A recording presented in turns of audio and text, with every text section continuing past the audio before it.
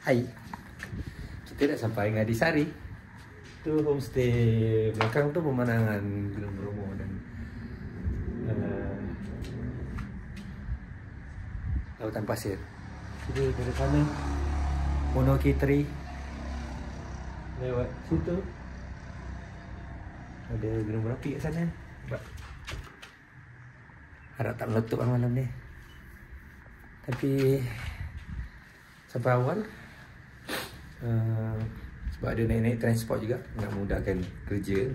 Jadi kita sampai awal dapat bawa benda lain, dapat basuh baju, dapat macam-macam lah, lepak-lepak.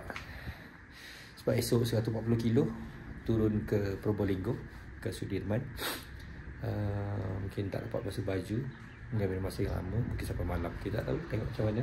40 kilo downhill, flat lalu pantai, macam tu lah.